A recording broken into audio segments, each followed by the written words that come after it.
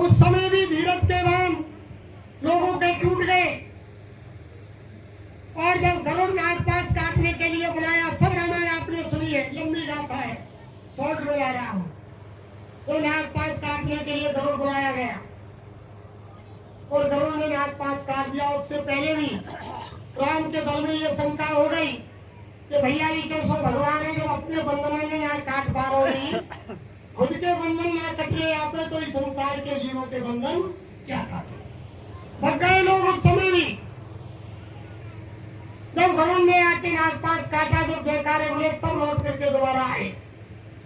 तीसरी बार तो प्रेमियों ऐरावत पाताल का राम लक्ष्मण को चोरी करके रावण में से ले गया पाताल को। उस समय तो लोगों के और धीरज के बाण टूट गए कि भैया भगवान होता तो चोरी का ही जाता, कोई भगवान ना हो तो साधारण आदमी है, कोई भगवान ना हो, भगवान नहीं कौन चोरी हुआ, ऐरावत चुरा करके ले गया।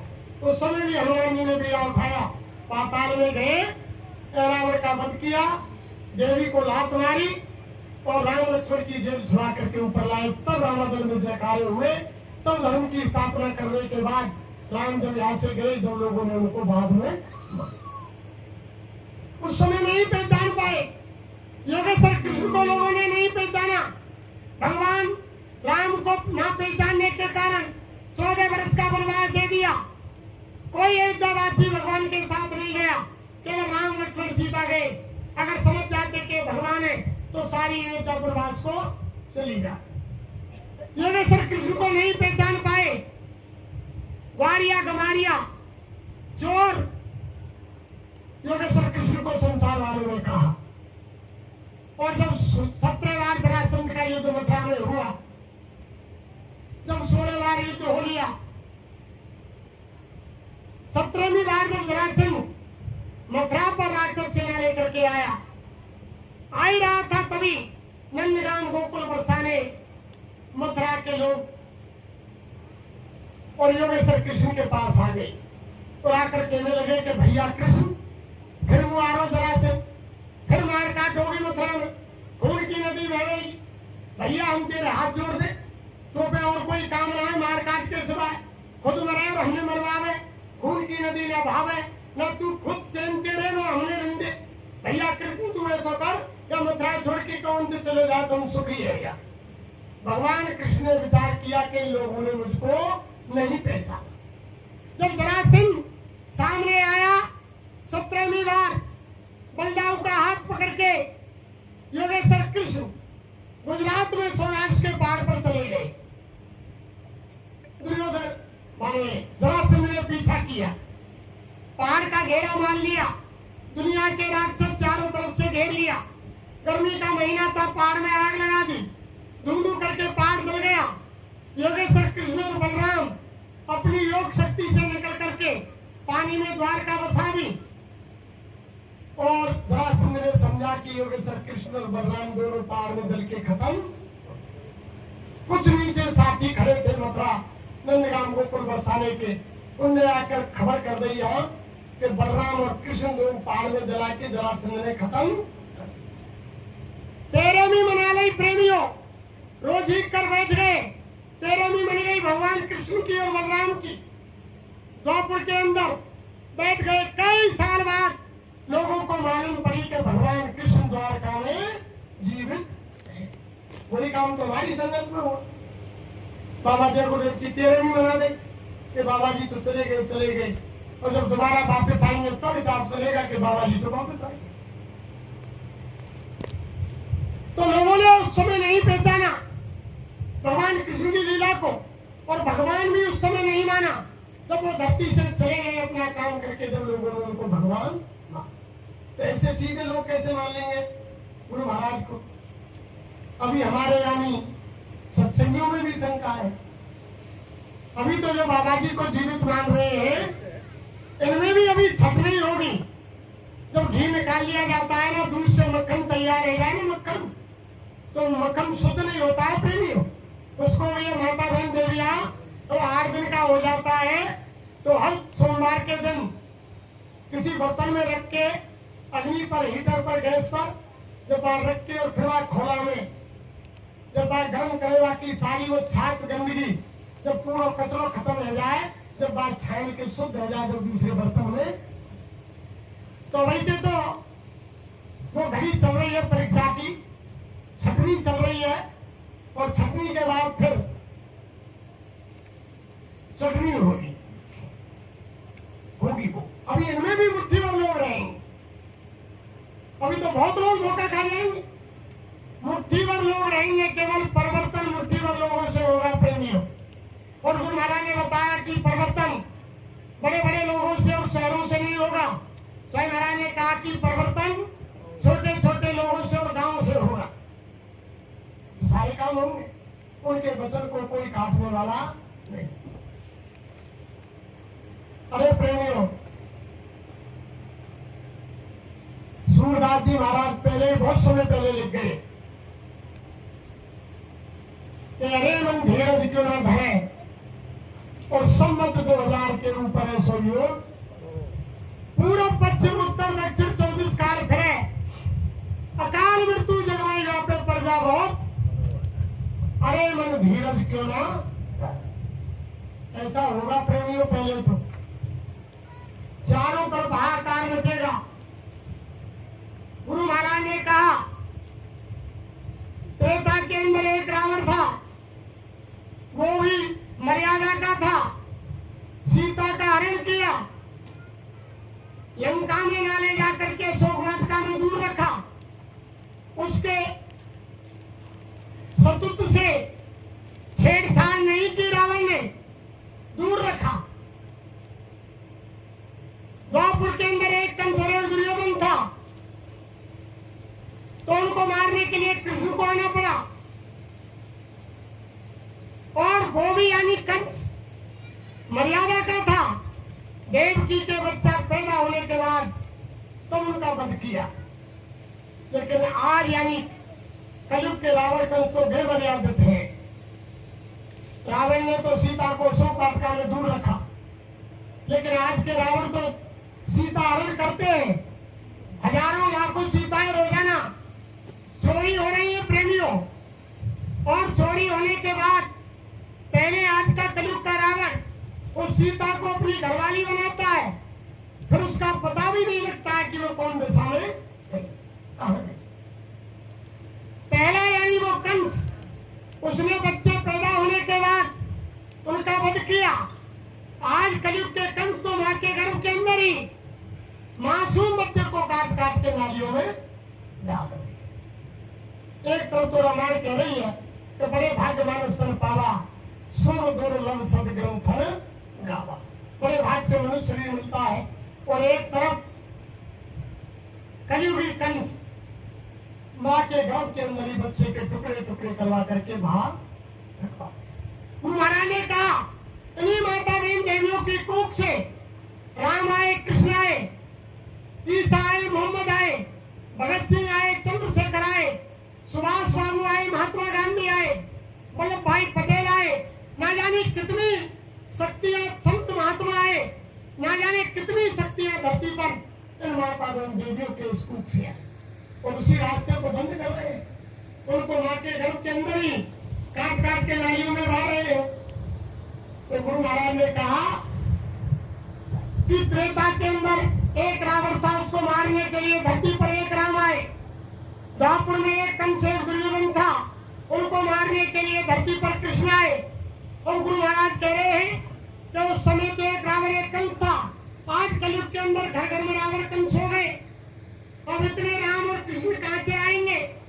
राम रावण का युद्ध मैदान में हुआ, महाभारत मैदान में हुआ, और गुरु महाराज कह रहे हैं अब का कलयुग का जो महाभारत होगा वो किसी मैदान में नहीं होगा, वो महाभारत घर घर में होगा और आंगन आंगन में अपने ही कर्मों की तलवार बनेगी।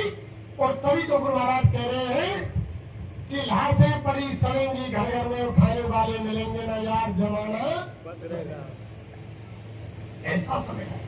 इसलिए बाबा जी कह रहे हैं कि आप शाकाहारी हो जाओ,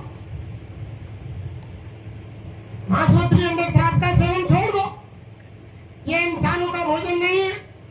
कोई धर्म शास्त्र नहीं कहता कि तुम मांस खाओ शराब पियो। हर इसाइयों के में, ईसाइयों के में, हिंदुओं के में, सब धर्म शास्त्र यही कह रहे हैं किसी जीव की हिंसा मत करो, जीवों पर दया करो।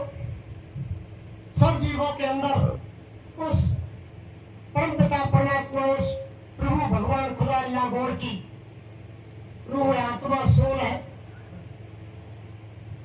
वो तो कर्मों के अनुसार कपड़ा बदलती रहती है, आत्मा वही है, अगर हमारा अविनाशी है।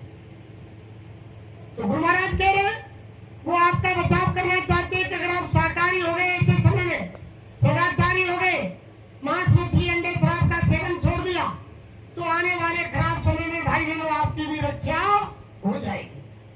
और अगर आपने नहीं छोड़ा तो ऐसे ऐसे कीटाणु बम, परमाणु बम डाले जाएंगे, ऐसे हाइड्रोजन नाइट्रोजन बम डाले जाएंगे जो फूटेंगे आकर के, और जहरीली गैस सांस के संग अंदर जाएगी और 5 मिनट में इंसान धराशायी हो जाएगा। ऐसी बीमारी आ रही है। अकाल मृत्यु जब होएगा तो प्रजा बहुत मरे। उसके बाद आएगा शत्रु के सहज मतलब शत्रु आवे और सुख की दशा फिरे, सोन फूल पृथ्वी फूले, धर्म की वेल बढ़े, और काल राज से वही बचेगा जो गुरु का ध्यान धरे और सूरदास ये हर की लीला तारे नहीं पहले लिखे। गुरु महाराज कह रहे हैं पहले महात्मा लिख गए, फिर भी आप हम विश्वास नहीं कर रहे। अरे दूसरे पद में तो सूरदास जी ने साफ लिख दिया, कह रहे मन धीरज क्यों ना धरे, सम्मत 2000 के ऊपर 56 वर्ष चढ़े। सम्मत 2056 में ही काम होना था प्रेमियों, उन्होंने तो तारीख भी लिखनी थी, लेकिन गुरु महाराज दयालु, उन्होंने भविष्यवाणी काल भी समय को आगे बढ़ा दिया। वही रानी, कोई 40-45 वर्ष का अंतर इस सम्मत से अब तक हो रहा है, कोई 80 से हो रहा है। यानी सारी चीज स्वयं महाराज ने खुलकर बता दी। अरे मन धीरज क्यों न धरे, सम्मत 2000 के ऊपर 56 वर्ष चढ़े। माघ मास संवत्सर व्यापे सावन ग्रहण चढ़े, और एकादशी को नक्षत्र 6 हुए, अरब को चंद्र चढ़े, और विमान अंबर में जावे, ग्रह ग्रह युद्ध करे, और मारुत विष फेंके, जग में प्रजा बहुत मरे, और द्वादश को सिखा वही ना कि कंठ को तेज मरे, और काल राज से वही बचेगा जो गुरु का ध्यान करे। और सूरदास ये हर की लीला तारे नहीं। तो महाराज ने कहा कि जब विशुद्ध होगा, उनके विमान अंबर में जाएंगे, जहरीली गैस के बम वो डालेंगे, सांस के संग जहरीली गैस जाएगी, लोग मरेंगे, 12-12 कोस पे दिया दिखाई देगा, इंसान से इंसान नहीं मिलेगा। फिर गुरु महाराज बोले अरे बच्चा, सूरदास 12-12 कोस की लिख गए। स्वयं महाराज बोले कि हम कह रहे 20-20 कोस पे दीपक दिखाई देगा। ऐसा समय आ जाएगा फिर। और अभी हम गुरु महाराज की बात को समझ नहीं पा रहे हैं, इसलिए साकार का प्रचार कर लो। अरे भाई जितने भी धर्म शास्त्र हम आरती करते, देवी देवता की कोई भी काम करते, सब में यही लिखा है, भागवत में भी यही लिखा है कि संतों के पास जाओ।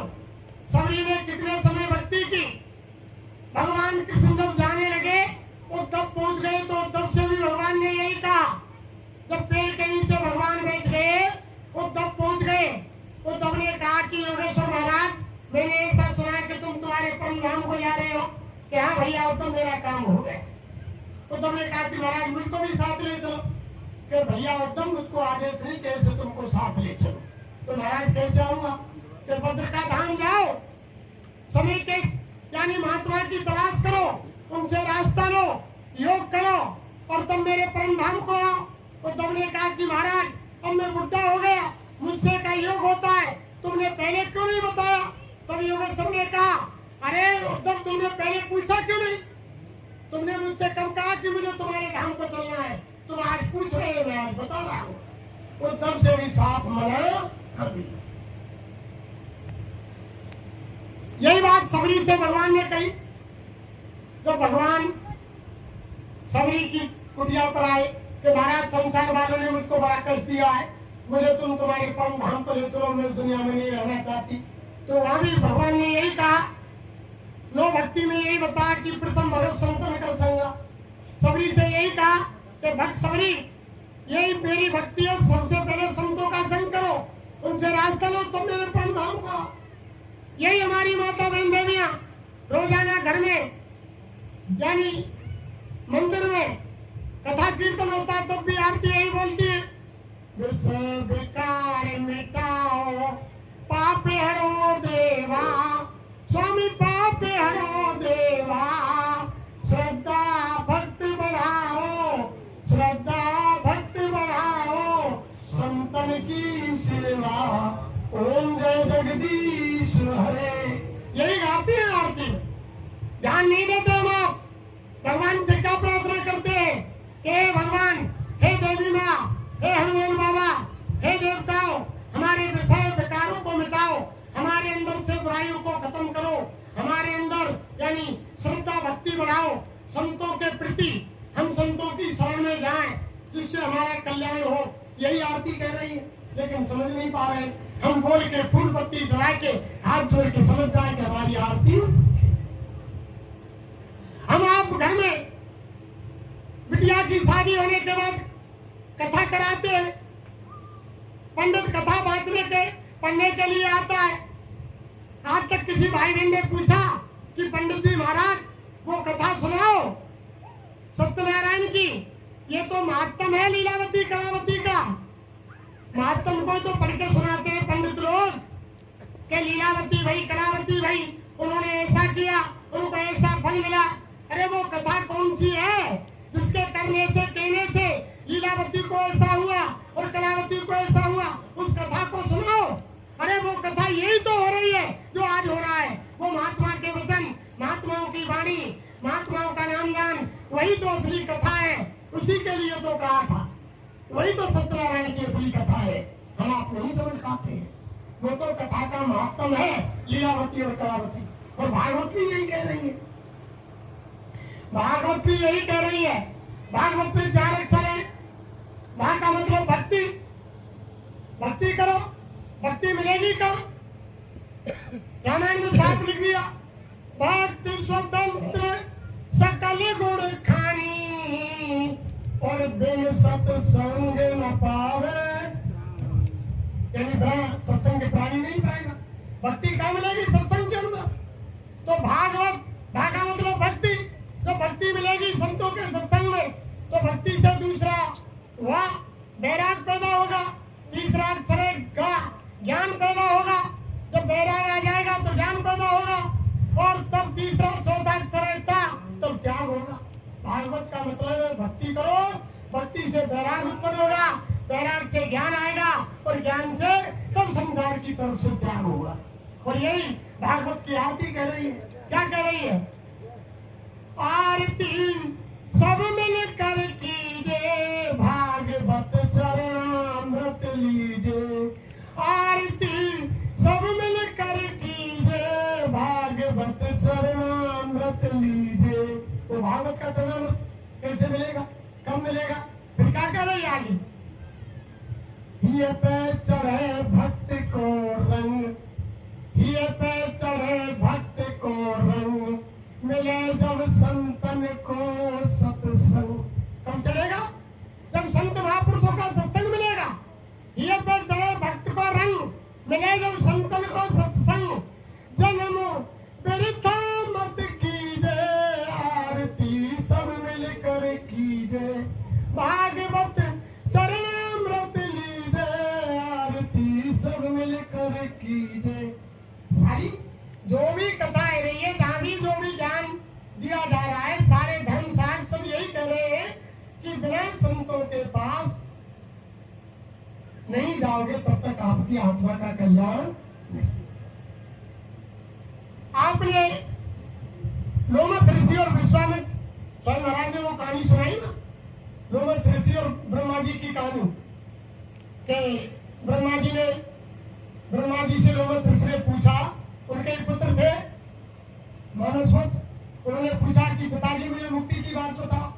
तब लोमस ऋषि से ब्रह्मा ने कहा कि तुम गंगा में स्नान करो, उन्होंने कहा कि 1000 वर्ष लगातार मैंने गंगा में स्नान किया, जब मुझको शरीर छूटा तो जन्म पानी के जीव का मिला।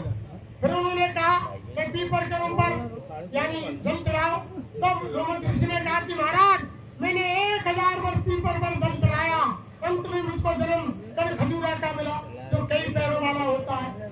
यानी उन्होंने सब व्रत बताए, लगाए सोमवार से रविवार तक, सारी पाठ पूजा बताए, लेकिन सबका जवाब लोमस ऋषि ने दिया कि महाराज जो जो मैंने व्रत उपवास किए, जहाँ आशा तहाँ वासा, जिस जिस जीव की मैंने पूजा की वही मुझको जन्म मिला, लेकिन मुक्ति का रास्ता पिताजी मुझको नहीं मिला। तब अंत में लोमस ऋषि से ब्रह्मा ने कहा कि लोमस ऋषि ने कहूँ बेचारा और संत शरणते हुए उबारा। तब अंत में लोमस ऋषि से ब्रह्मा ने यही कहा कि बेटा लोमस तुम संत की शरण में जाओ, वहीं से तुम्हारी आत्मा का उद्धार होगा, कोई दूसरी जगह नहीं। खुल करके सब बता रहे हैं, लेकिन हम आप नहीं समझ पा रहे हैं प्रेम, और वो वक्त सामने आ रहा है, अभी सांसें बाकी है, यानी समय निकाल करके साकार का प्रचार कर लो, भजन कर लो, अभी भी कुछ समय मालिक को उसमें लगा दो। ये तो सब यहाँ से छोड़ के जाना है, कोई सुन की नोक की बराबर चीज आपके हमारे साथ जाने वाली नहीं है, कोई तुम्हारा संगी साथी नहीं होगा। जो भी हमारे भाई साहब ने प्रार्थना बोली कि छोड़कर संसार जब तू जाएगा, कोई न साथी तेरा साथ निभाएगा, कोई साथ निभाने वाला नहीं है। केवल एक महात्मा ऐसे होते हैं प्रेमियों जो इस लोक में भी काम आते हैं और यानी परलोक में भी काम आते हैं। इनको साथी बना लो, इस लोक में भी आपके काम आएंगे और उस लोक में भी आपके काम आएंगे। घर प्रभु का भजन किया ना, सत्संग किया ना 2 घड़ियां, यमदूत लगाकर तुमको ले जाएंगे हथकड़ियां, कौन छुड़वाएगा, कोई न साथी तेरा साथ निभाएगा। अगर आपने परमात्मा का भजन नहीं किया और घड़ी 2 घड़ी कहीं जा करके मालिक की चर्चा, उनका सत्संग, उनके वचन नहीं सुने, तो वो यम के दूत फरिश्ते जब तुम्हारा चालान काट दिया जाएगा, वो हथकड़ी लगा करके ले जाएंगे, तो तुम्हारा कुटुंब परिवार, तुम्हारा रुपया पैसा कोई उस समय तुम्हारी मदद नहीं करेगा, और उनके दूतों के फंड से तुमको उस समय कोई नहीं छुड़ाएगा। क्या कहता मेरा मेरा, ये दुनिया रहना बसेरा, यहाँ कोई न रहने वाला, ये चंद दिनों का डेरा, हम छुड़ जाएगा, कोई न साथी तेरा साथ निभाएगा। अरे क्या कहते हो कि मेरा है, या ना जाने कितने आगे कितने चले गए। बताओ किसी के साथ गया, सुई की नोक के बराबर कोई चीज हमारे आपके साथ जाने वाली नहीं है। जो भी कमाया है उसे दूसरा ही खाएगा, और खाली हाथ आए वो खाली हाथ जाएगा। हम आप जो कमा रहे हैं वो आपके काम आने वाला नहीं है, ये दूसरे के लिए कमा रहे हैं। ये शरीर दूसरे का है, ये दूसरे की अमानत है, ये दूसरे की धरोहर है। हम इस शरीर के लिए जो भी काम कर रहे हैं इस शरीर के लिए कर रहे हैं, यानी अच्छे कपड़े पहनना शरीर के लिए, अच्छा भोजन करना शरीर के लिए, मकान बनाना शरीर के लिए, गाड़ी खरीदना शरीर के लिए, बैंकों में धन जमा करना शरीर के लिए, बच्चे पैदा करना के शरीर के लिए, कि बुढ़ापे में हमारी सेवा करेंगे। और महात्मा कहते हैं अरे बच्चा, ये शरीर तुम्हारा नहीं है, ये तो काल की अमानत है, ये तो जीवात्मा के कारण चल रहा है। तुम इस शरीर के लिए इतना समय व्यर्थ में खर्च कर रहे हो, जिसके सारे शरीर चल रहा है, इसकी कीमत शरीर की आत्मा के पीछे है। आत्मा का कोई धन तुमने इकट्ठा किया, तो महात्मा कहते हैं कि आत्मा का धन ये संसार का धन नहीं है, आत्मा का भोजन ये संसार का खाना नहीं है, आत्मा का धन भगवान का भजन, आत्मा का भोजन भगवान का भजन, भगवान का चिंतन, भगवान की प्रार्थना, ये उस आत्मा का भजन है। कभी हम आपने किया? हम आपको मालिक ने दया करके मनुष्य शरीर इसीलिए दिया प्रेमियों, भगवान के भजन के लिए। तो रामायण में भी लिखा हुआ है कि देह धरे को फले भाई और भजन राम सब काम बेहाई। मनुष्य शरीर पाने का लक्ष्य यही है कि सारे संसार के काम छोड़ करके भगवान का भजन करो। फिर भी हमारे गुरु महाराज ने इतना सरल कर दिया। आप हम भाई बहनों ने मां के गर्भ के अंदर 24 घंटे भजन करने का वादा किया। तो रामायण में लिखा हुआ है, तब प्रभु कृपा करो यही भांति और सब तब भजन करूं दिन राती, लेकिन गुरु महाराज ने कितना सरल कर दिया। तो महाराज बोले, अरे बच्चा मैं जानता हूँ तुम 24 घंटे भजन नहीं कर सकते, चलो छोड़ो 22 घंटे संसार के काम करो, दुकान दफ्तर खेती का ईमानदारी मेहनत से, और जब शाम को घर में आओ बाल बच्चों की सेवा करो, आए गए का आदर सत्कार करो, जब संसार का कोई काम नहीं हो घाट में सोने बैठने जाओ, 1 घंटा शाम को सच्चा परमात्मा का भजन और 1 घंटा सुबह कर लेना, इसी में तुम्हारी आत्मा का कल्याण हो जाए, तुम्हारा मनुष्य शरीर सार्थक हो जाएगा। इतना सुलभ हमारे गुरु महाराज ने आपको कर दिया। 24 घंटे का वादा था, मात्र 2 घंटे में बदल दिया, फिर भी आप लोग नहीं कर पा रहे। अरे कितनी दवा कर रहे हैं।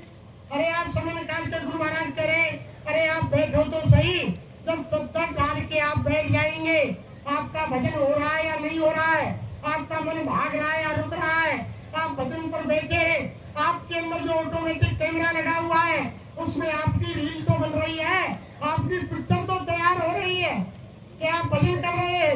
जब धर्मराज के दरबार में आपकी जीवात्मा पेश की जाएगी, उस समय ये कहेगा कि ये इसने भजन नहीं किया है जीव ने, तब बच्चा मैं वहीं खड़ा हूँगा, और जब वो कहेगा कि भजन नहीं किया कि तुम्हारा कैमरा खोलो, स्वामी महाराज बोले कि मैं कहूँगा तुम्हारा कैमरा खोलो, मेरे बच्चे भजन कर रहे हैं देखो।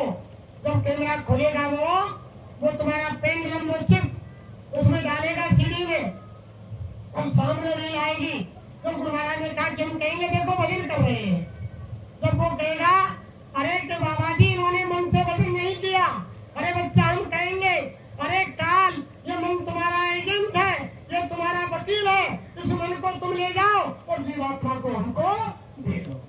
जीवात्मा ने तो भजन किया, ये तो घाट पर बैठी चद्दर ओढ़ के इसने कोशिश तो की, मन ने भजन नहीं करने दिया, ये मन तुम्हारा एजेंट है, तुम्हारा वकील है, ये ले जाओ आत्मा हमारी हमको दे दो, हमारी आत्मा से कोई हाथ नहीं है।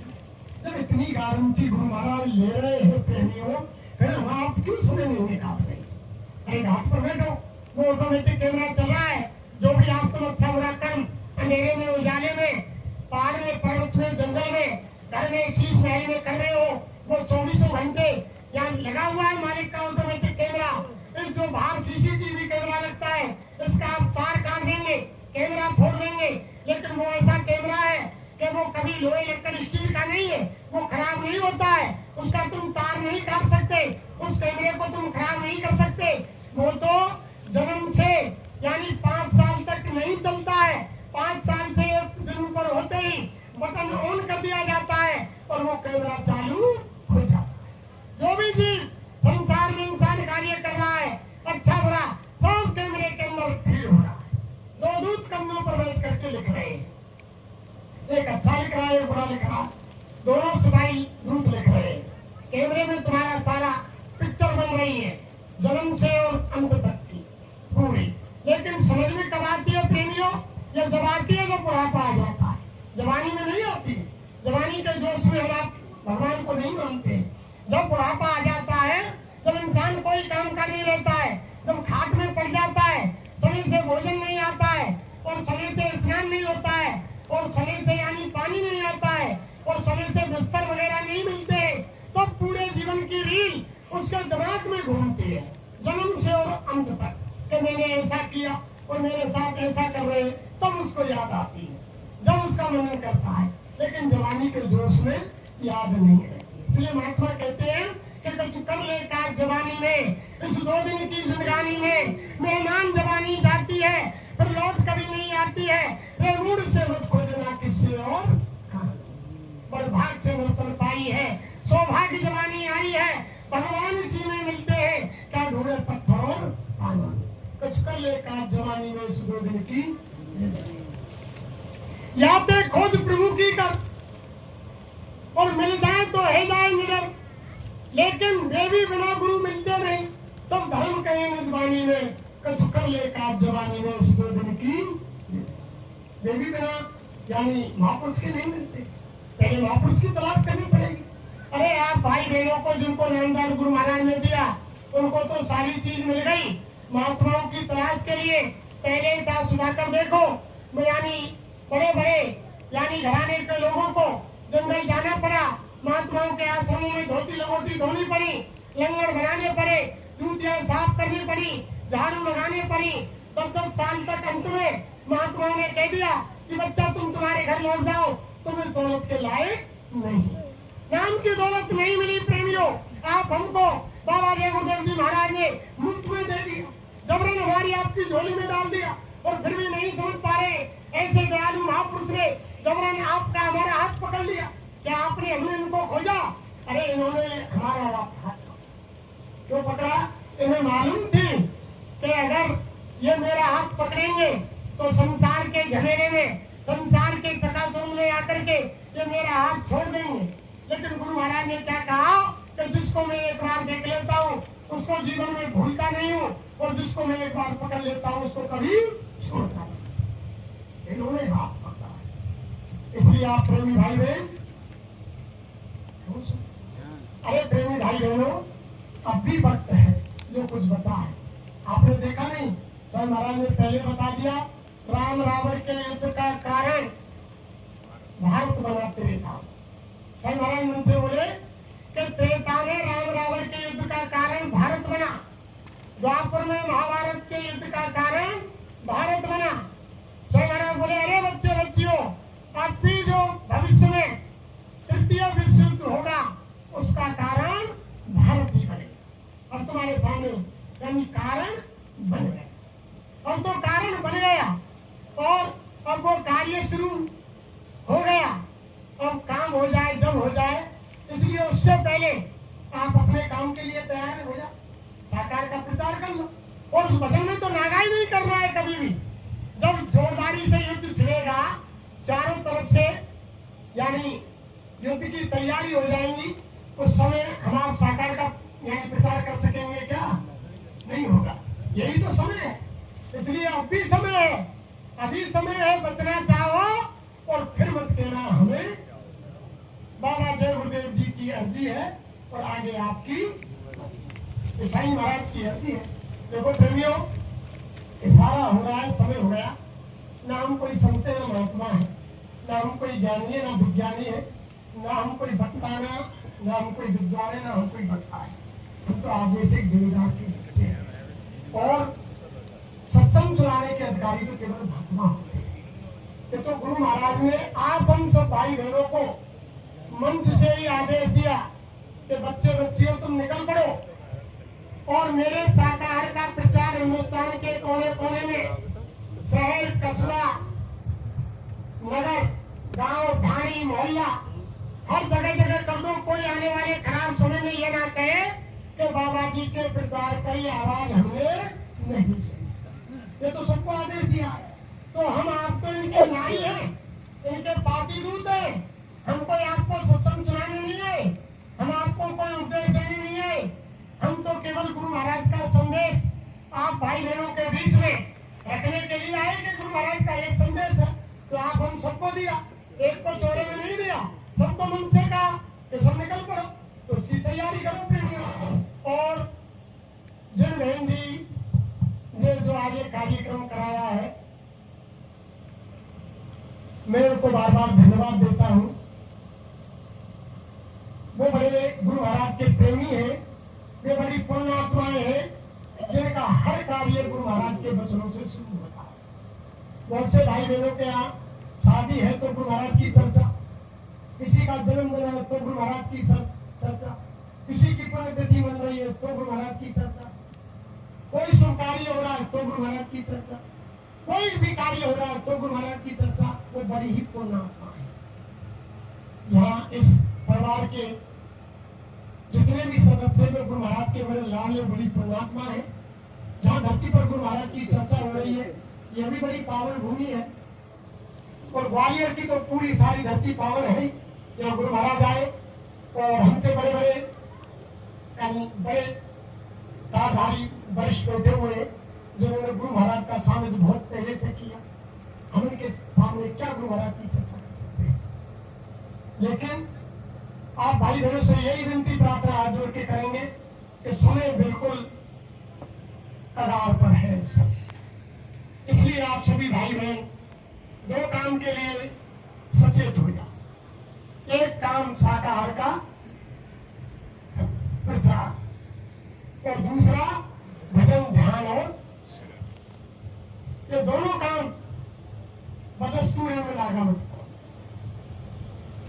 और तीसरा जो आपको बताया वो तो मुख्य है कि जय गुरुदेव नाम को आप चलते फिरते रोते गाते उठते बैठते, हमारी माता बहन देवियां घर में पोछा लगा रही हैं, सब्जी काट रही हैं, रोटी बना रही हैं, खेत में काम कर रही हैं, बस में ट्रेन में जा रही हैं, कहीं भी जय गुरुदेव नाम सुमरन करती हुई जब आप घर में भोजन बनाओगी माता बहन देवी और सुन लो ध्यान से, तो वो भोजन नहीं मालिक का प्रसाद बन जाएगा।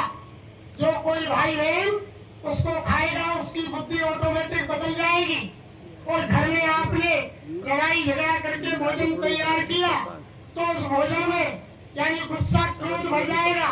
जो भाई बहन उस भोजन को खाएगा उसकी बुद्धि भी यानी क्रोधित हो जाएगी। तो मेरा मान में लिखा है कि जहाँ सुमतता संपत रहना और जहाँ कुमतता विपत निधाना। महात्माओं के यानी वही प्रेम का पाठ सिखाया जाता है प्रेमी। इसलिए आप भाई बहन जहाँ भी आप हर समय 24 घंटे जय गुरुदेव नाम को पकाओ, हर वक्त कोई काम नहीं है, रास्ता चल रहे, बार आवाज निकालने की जरूरत नहीं है, अंतर मन में ही जय गुरुदेव बोलते चलो, अंतर मन में बोलते हो, कोई दिक्कत नहीं। जय गुरुदेव।